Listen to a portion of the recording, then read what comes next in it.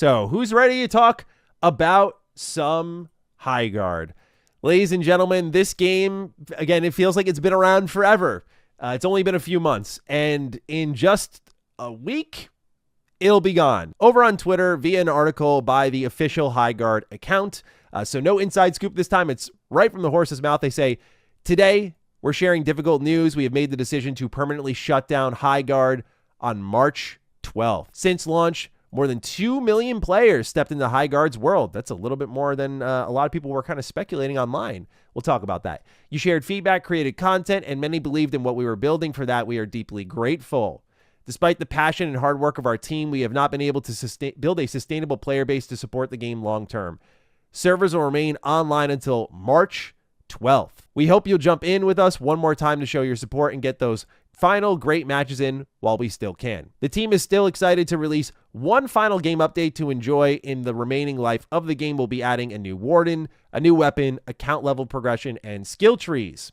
Full patch notes are coming, and we're targeting tonight or tomorrow morning for patch release. From all of us at Wildlight, thank you for playing, for supporting us, and for being part of Highguard's story. Look, there's a lot to be said about all of this, and I know this has turned into like a whole shit-slinging contest when it involves this game, but love it or hate it, there is something to be said about how deeply broken our industry is, that we're just seeing these multiplayer games arrive and disappear in a flash.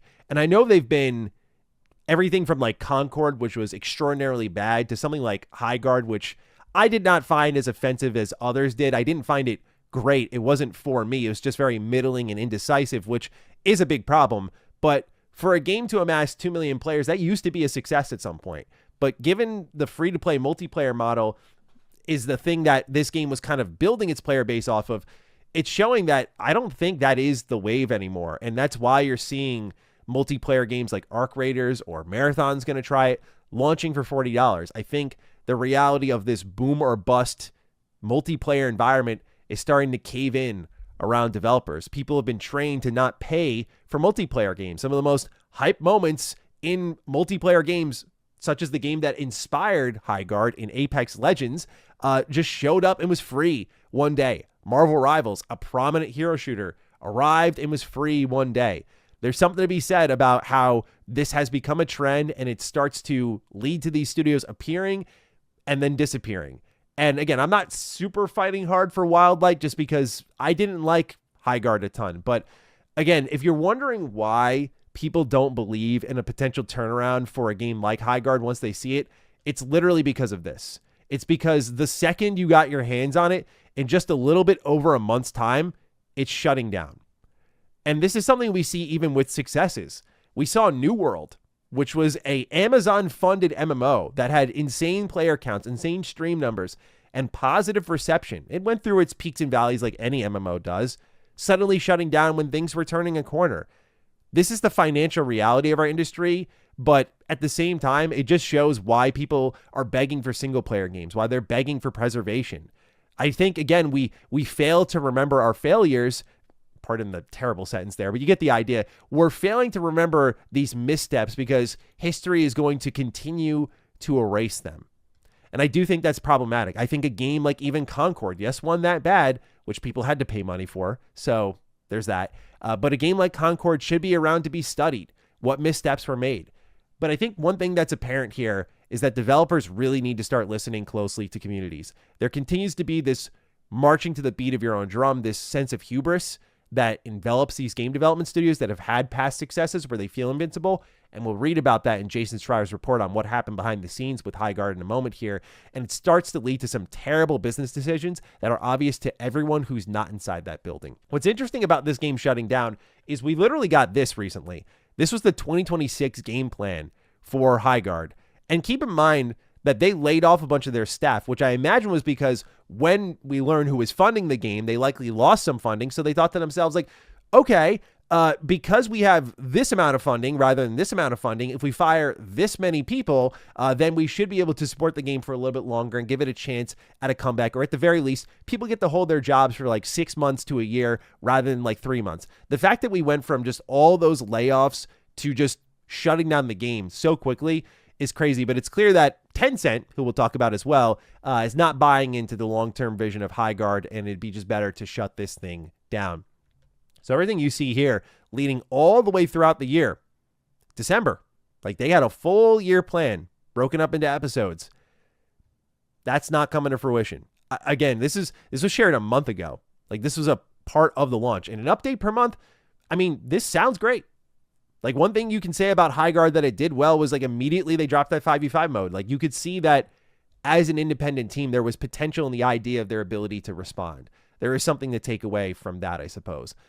But obviously, many of these updates will not see the light of day. In fact, almost all of them.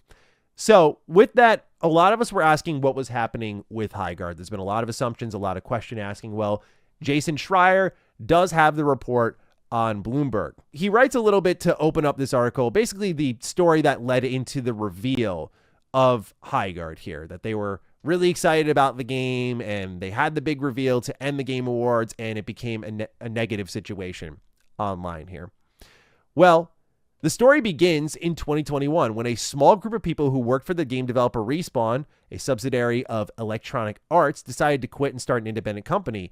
They missed the freedom of their pre-EA days, Dusty Welch, co-founder and CEO, told me in an interview last month. Welch didn't mention another key reason for the exodus. In 2019, they had released Apex Legends, a battle royale shooter in which dozens of players fight across a giant map. The game proved to be a massive success, generating more than $3 billion in revenue. Yet, as sales piled up, some of the creatives who had worked on it felt unhappy that they weren't benefiting enough from the resulting windfall, according to people familiar with what happened, who asked not to be identified discussing non-public information. I think this is actually a noble reason to start a studio. You didn't get paid. I get it. Like, these companies will work you over. So I think that's a great start to the story. It's like, okay, we got worked over for a positive success. Let's go do our own thing here. The Wildlight founders decided to do things differently. One of their plans was to set up a profit-sharing program so that if the studio did deliver another big success, everyone would benefit, an enticing setup that ultimately helped Welch and his co-founders attract many of their former Respawn colleagues to the new company. And this is something that when I've talked about trying to bring people onto our own game development team, this speaks a lot to people who get involved in the development of a game, because that long-term revenue is more valuable than really, I wouldn't say anything else, but from conversations I've had, this seems to be the thing that matters the most, is like not just like a one-time bonus or a one-time payment, but like something that kicks in for a while for them so that they can build their future, right? Because again, game development is very boom or bust. So I think what the Wildlight founders had initially planned sounded like a good idea. So here's where things get a little bit interesting. Armed with significant funding from Tencent, Wildlight began hiring employees and making plans for its first game. The founders knew they wanted to make another multiplayer game, but they hoped to avoid the crowded battle royale market. So instead, they looked to Rust, a survival game in which players can raid enemy bases and build their own. They began constructing levels and designing mechanics for what was envisioned as a survival-focused shooter. This is interesting because what you're going to read about here is kind of what I talked about in my review of the game, which is I felt like the game had no idea what it wanted to be.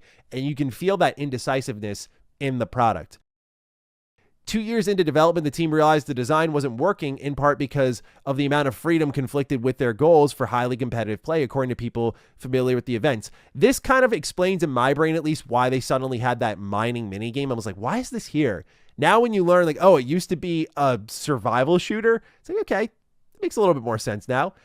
Also, the scope was too big. Still, some parts of the game were salvageable. The base rating aspect of the survival game in particular seemed worth keeping. In January 2024, the team pivoted to what would become Highguard, a raid shooter that streamlined many of the survival aspects into a faster, more competitive game. So they performed surgery, is what we like to call this. Over the next 2 years, the Wildlight crew played around with various ideas and player compositions, such as 4 teams of 3 players each. And before landing on 3v3 matches as the foundation of the game, they aim to release Highguard in early 2026, expand over time as a live service game, and address feedback along the way. So that kind of reads to me, and I might be reading between the lines a little too much, but it sounds like they kind of had to, with the project going in one direction and then quickly changing gears, they had to kind of embrace the live service model, or maybe they had something more fully featured planned. Again, we talked a little bit about in my review how Highguard felt very feature light.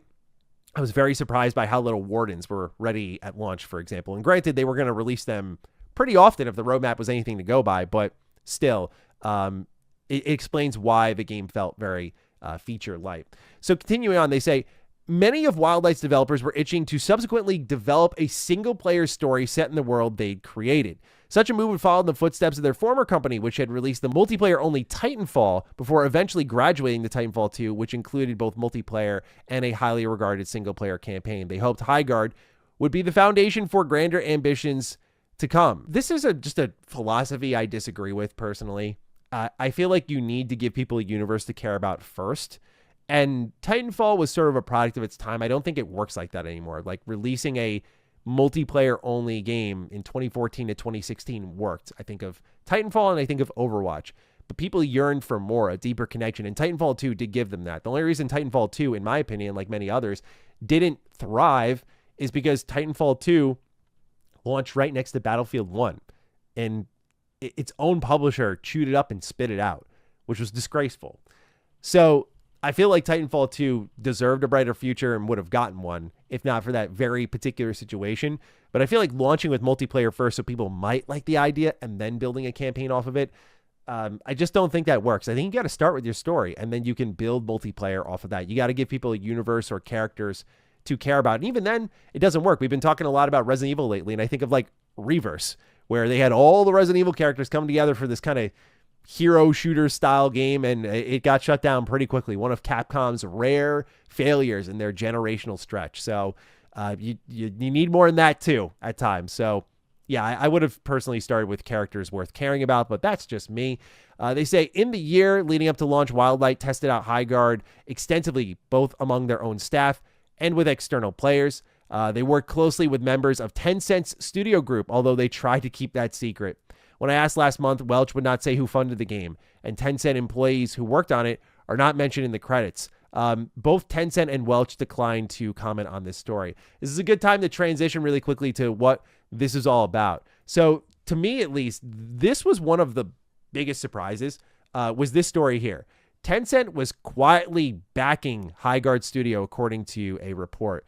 The top paragraphs have all the information here. This comes from GameFile, Stephen Totillo, but it's a paywalled article, so we've got IGN here, where they write, Highguard, the free-to-play PvP raid shooter, announced at the Game Awards last year, released to preemptive criticism and mockery only for most of its developers to be laid off just weeks after launch, was apparently financially backed by Tencent, according to the report. This comes from GameFile, which reports that the Chinese gaming mogul was the primary financial backer behind developer Wildlight Entertainment, an arrangement that was not publicly shared by either company. Prior to this report, it was unclear who was funding Wildlight, despite Highguard seemingly being in development for a number of years prior to the announcement at the Game Awards in December. Its official LinkedIn page has long included the line that Wildlight was a new, fully funded entertainment studio. What's also left out of this entire IGN article is that they did claim to be a fully independent studio with no corporate overhead, but yet you see here that they worked closely with Tencent and then proceeded to hide it. I'm not a conspiracy theorist, but dude, like they both knew this smelled like shit from the start. And it's in those moments that I do say a game like Highguard gets what it deserves. When you're going to be that cagey about who's funding it, like you cannot sign a deal. Like you can't be that desperate for money that you sign a deal with the devil. Is kind of what it sounds like to me. Like where they're like, yeah, we're going to sign this and hide away. It shows that Tencent knows their reputation. I mean, they rebranded to Level Infinite to show off games at the Game Awards, but people would look at them and go, oh, it's cool. It'd be the old bait and switch tactic that Call of Duty did. They tried to do it with Black Ops 7 where they're like, hey, look at this brand new COD game. And then at the end they go, it's Black Ops 7. You didn't know it was going to be Call of Duty, did you? You're interested, aren't you? You know it. Be honest with yourself. It's that kind of self-reflective style of marketing here. And so Tencent tried a similar thing where they did Level Infinite, spun that off because that didn't have the bad reputation that Tencent had. So it's just so funny to see that this company's reputation is so terrible that they have to hide that they're funding something here. And you combine that with a generic hero shooter style game. It's like, did anyone ever wake up and go like, this might not work, or this might blow up in our face? This is like a bad idea, guys. Anyway, let's continue reading. Reactions from testers are mostly positive, but there may have been blind spots in the process, according to people familiar with testing. Highguard was a complicated game to learn and was more fun when using voice chat to communicate with other players. They tested it with the microphone off. It made for a much worse experience, former Wildlight employees said. Having developers on hand to answer questions and explain mechanics also led to different conditions than players would ultimately face when the game was released into the wild.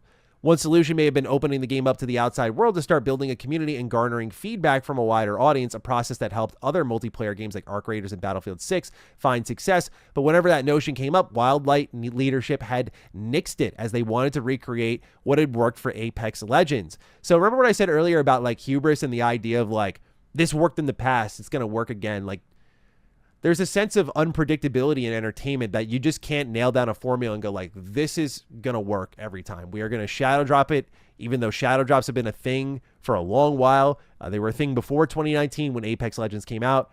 They continue to be a thing afterwards. You need something people care about at the end of the day. I think of Oblivion Remastered. That was a shadow drop, and that was an exciting one because people cared about it. So again, it shows lack of product knowledge and just thinking that the reason Apex Legends succeeded wasn't because it was an interesting competitor in the Battle Royale space with Titanfall style shooting, which felt really good. And also, by the way, the genre wasn't oversaturated at that point. It was shadow dropping a game in an already saturated genre and hiding your publisher. It's just like, there's so many layers to this mess. It's like, there's a reason this thing failed.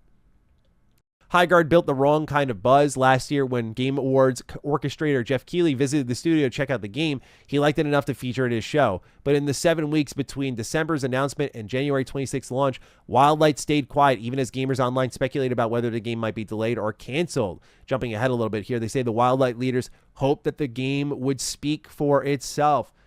I was kind of on a roll with this whole Highguard coverage of mine because this is another thing I predicted, is that I think they're just kind of waiting to see if the game will speak for itself. And it almost worked. The day-ish before Highguard came out, Jeff Keighley was talking wild on Twitter saying, you're all going to apologize to me. There were other people who were trying to say like, oh, it might be turning around. The public sentiment is kind of turning around. There was a feeling like, I watched some content creators literally backpedal on shitting on this game over nothing. Like, everyone was... It's a problem with content nowadays. It's something I would like to talk about separately at some point, but like, there is such a rush to be right nowadays. Like, people can't just be wrong and just say like, hey, I was wrong about this. Like, there's always a rush to be right. So I'm watching these content creators and press like retread their old ground and try to reframe and retitle their videos and redo their thumbnails and all this shit. And I'm just like it was just keep your mouth shut or just admit it was an unpredictable situation. You got it wrong. But there was a little bit of that letting the game speak for itself that cracked the door open enough where 2 million players, again, that's a lot more than I expected it to be. I mean, a lot of people said no one played this game and that content creators killed it, but 2 million players is a lot. I just don't think the game was up to snuff. And continuing on here, people who worked at Wildlight described the studio as healthy, collaborative, transparent environment that made many of them love working there, at least until the final 2 months. At that point, they said morale began to tank, understandably so, and there were no straight answers about what success would look like, leading staff to grumble that they might be approaching things the wrong way. We jump into here where we learn that Highguard launched, 100K concurrent players, quickly fell off, reviewers criticized it. In the days that follow, Highguard's biggest problem became player retention, a challenge that Wildlight's management emphasized to the staff multiple times. A week after the game's launch, it lost roughly 90% of its players, which, by the way, before I originally had this story planned to talk about, Highguard's player count on Steam was around the 200. Like, it's in a really bad spot. So the writing was on the wall in more ways than one. Still, Wildlight staff were under the impression that they had enough of the financial runway to keep working on the game and addressing issues for at least the next few months. But at an all-hands meeting on February 11th, just 2 weeks after the game's release, the company told its employees that the studio was out of money and most of their 100-person team would be laid off. They would stay employees for another week and then receive a small severance. During the meeting, management said that Tencent had pulled the studio's funding, according to people familiar with the events. Although the company didn't spell it out, staff were left with the impression that their financing was contingent upon hitting certain metrics, such as retention rate, which they had failed to even come close to achieving. When asked what they thought went wrong, several former Wildlight developers used the word hubris, a belief by the company's leadership that they could emulate what had worked in the past with Apex Legends, no matter how much the gaming landscape had changed since then. After all, they had made one of the last decade's biggest hits. Today, less than 20 people remain at Wildlight. Now we know that's going to be 0 very soon. They're continuing to update Highguard, and we know the rest of the story and how it goes. They shut it down. So, yeah, you got secret backing. You got a situation here where they tried to replicate the past. The product was clearly not ready. They forced it into a live service hole, and Just a lot of bad decisions along the way here. As you can see, it's a lot of little cuts along the way. And just to kind of put the icing on the cake here, in my opinion, was yesterday, an ex-Highguard developer was talking about what led to the game's failure. And they blamed that it leaned too far into the competitive scene. They said, I can only speak to my side as a level designer, but when I joined Wildlight, I was trying to figure out this new ambitious game, and this team was always pushing boundaries. You don't strive to create something that doesn't work out, but it happens, unfortunately. Throughout development, we really leaned into the competitive side of it, and that was always one of my biggest fears as a player. 3 versus 3 duos is the sweatiest version of anything like Battle Royale, objective modes, wingman, you name it. It requires such a high intensity of communication with your team and team play that it doesn't leave much room for casualness. I think that was one of the biggest things that turned off a lot of players from Highguard, he added. With all due respect, I mean, I'm not going to overreact to this, but it's like, dude, it's just like Counter-Strike is super popular. It's like one of the top played games every month. Arc Raiders 3v3, all about communication with, you know, the proximity chat. The list goes on. There's a lot of hardcore games out there and many games that make you sweat that are very popular. I know, for example, that there's room for casualness in something like Helldivers 2, but like Helldivers 2 also makes you sweat because everything is so dangerous. People like to sweat. It just wasn't a great game. It wasn't a fun game. And I think that's the problem here, is that we're destined to repeat this mistake at some point in the near future, just because I don't see any comments that have just leaned into what the real problems with the game were, which are incredibly obvious and don't demand any restating. Leadership, hubris, just a lack of fun factor, mechanics that are not cohesive with the actual experience the game is trying to deliver to you. So there's a reason Highguard failed, and it's not YouTuber bad. Although much of the media will try to tell you that, and no doubt, I'm sure at some point in the next 24 hours, we'll have a viral tweet of someone in games journalism crashing out and blaming people like myself. But that's just the way it goes.